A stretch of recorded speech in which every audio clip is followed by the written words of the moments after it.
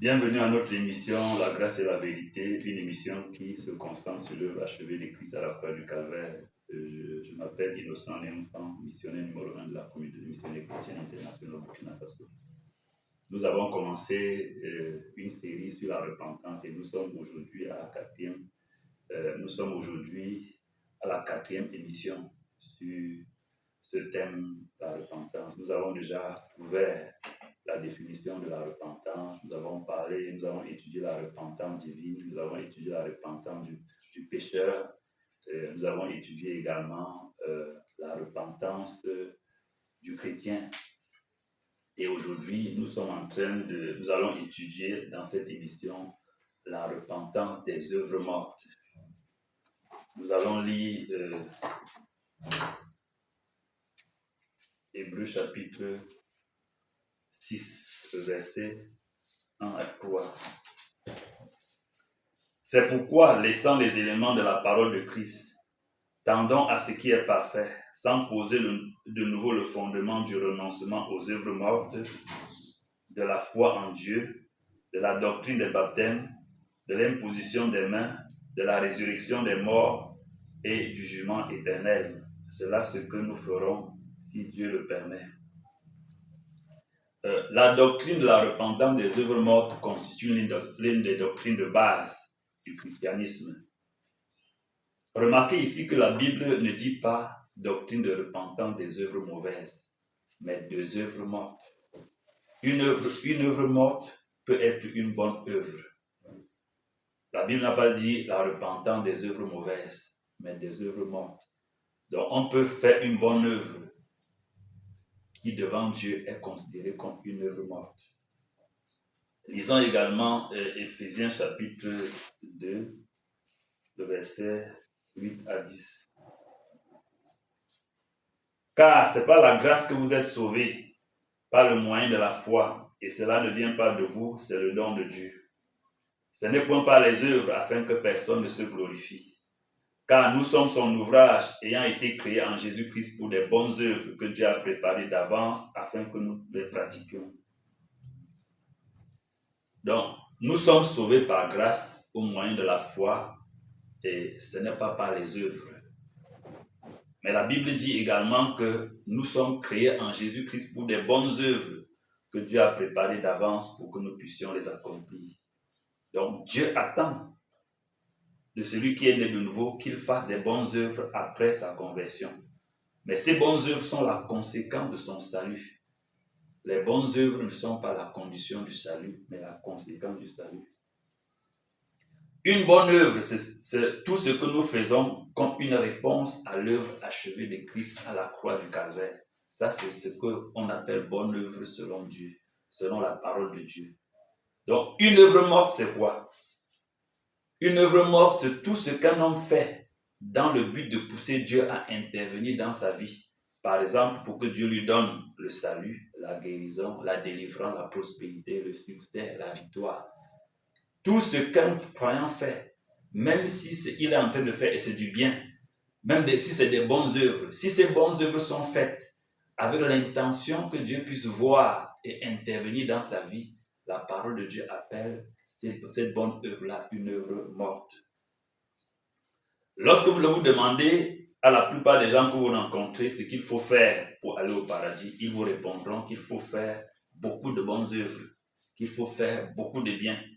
En fait, ce qu'ils appellent bonne œuvre, la Bible l'appelle œuvre morte.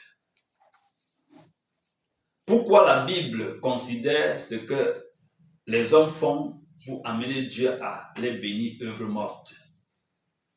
C'est très important de comprendre cela.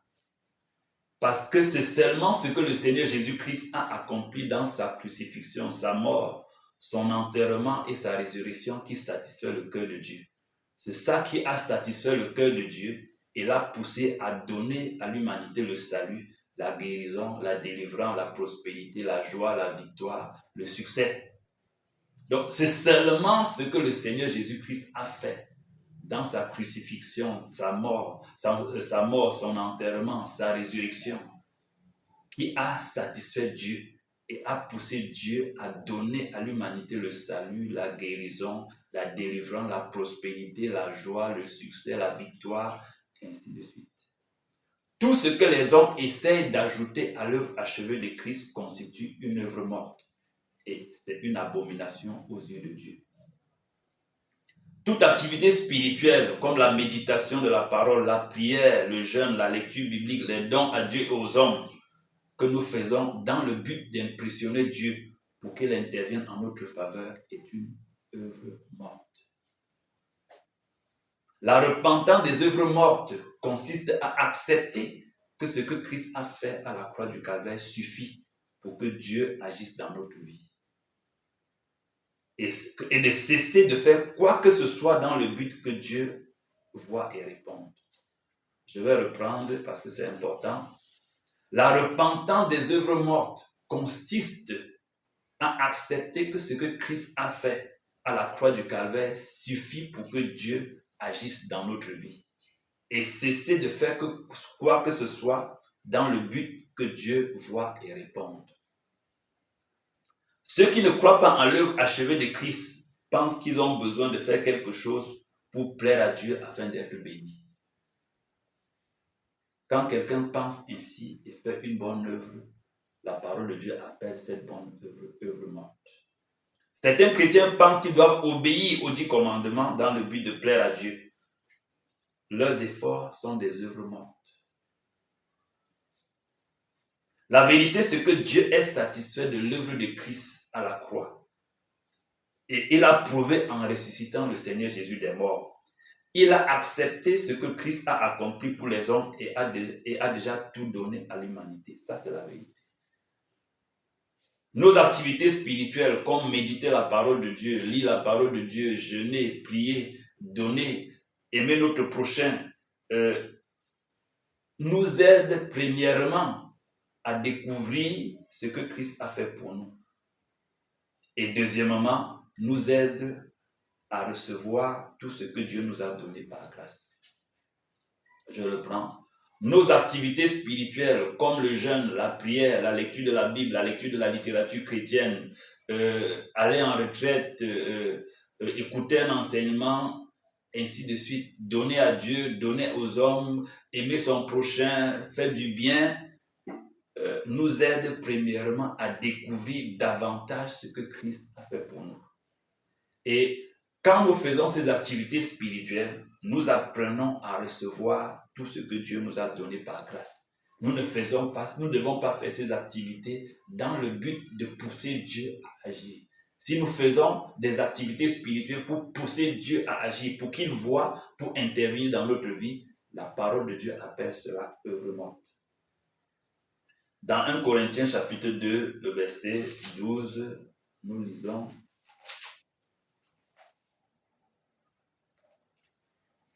Or, nous n'avons pas reçu l'esprit du monde, mais l'esprit qui vient de Dieu, afin que nous connaissions les choses que Dieu nous a données par sa grâce. Ouais, ici, il y a des choses que Dieu a déjà données aux croyants par sa grâce. Donc, quand nous étudions la parole de Dieu, quand nous lisons, quand nous méditons, quand nous allons aux réunions, quand nous donnons à Dieu toutes ces activités, c'est pour que pendant que nous faisons ça, le Saint-Esprit nous aide à connaître les choses que Dieu nous a déjà données par sa grâce. Nous allons lire également Éphésiens chapitre 1, du verset 15 jusqu'au verset 21.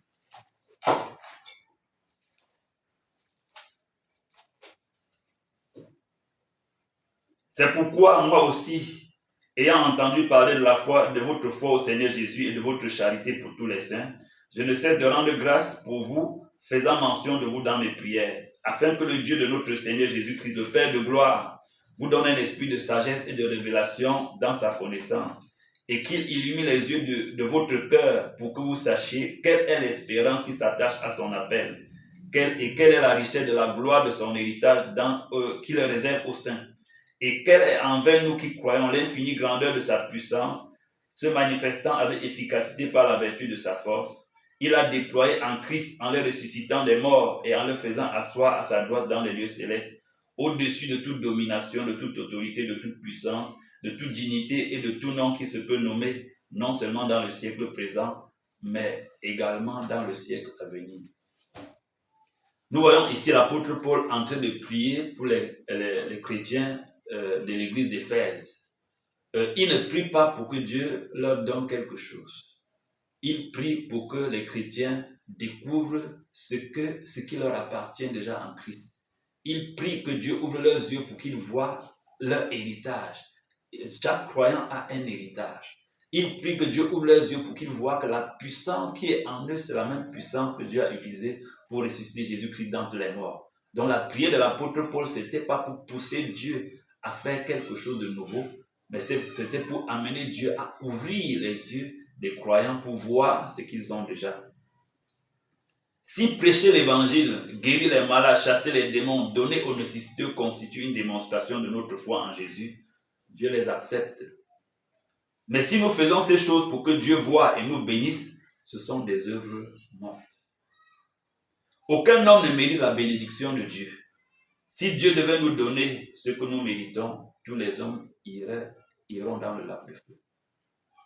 Jésus est le seul chemin pour nous pour être bénis par Dieu. Proverbe verset 28, verset 27 dit, « Celui qui donne aux pauvres n'éprouve pas la disette, mais celui qui ferme les yeux est chargé de malédiction. » Si le chrétien donne aux pauvres espérant que Dieu va le bénir, alors c'est une œuvre morte. Seule la foi en ce que Jésus-Christ a fait pour nous à la croix du Calvaire suffit pour recevoir le salut, la guérison, la délivrance, la prospérité, le succès et toutes les autres bénédictions. Donc Jésus a déjà satisfait le cœur de Dieu par sa mort, par sa crucifixion, sa mort, son enterrement, sa résurrection. Et Dieu a vu son œuvre et a accepté cette œuvre et a donné à l'humanité tout ce qui contribue à la vie et à la piété. Quand nous croyons au Seigneur Jésus, Dieu nous donne des choses. Maintenant, pendant que nous étudions la parole de Dieu, pendant que nous sommes en train de méditer, pendant que nous sommes en train de lire, pendant que nous sommes en train de prier, nos yeux s'ouvrent pour voir les choses que Dieu nous a déjà données par grâce. Pendant que nous sommes en train d'étudier la Bible, de lire, de méditer, nous sommes en train de prier, nous sommes en train de jeûner, nous découvrons comment nous coopérer avec Dieu pour recevoir les choses qu'il nous a déjà données. Donc, la repentance des œuvres mortes est une doctrine fondamentale de la vie chrétienne. Nous devons abandonner cette mentalité qui consiste à vouloir faire les choses pour impressionner Dieu ou pour le pousser à agir.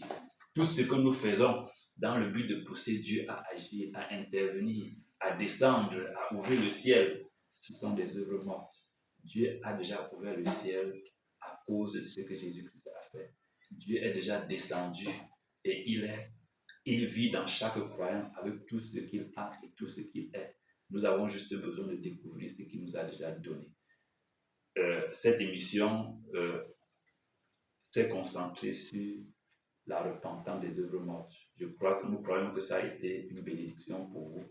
Nous encourageons à partager et à poser des questions et à continuer à faire des études pour vous-même, pour comprendre ce thème sur la repentance. Que Dieu vous bénisse abondamment. Shalom.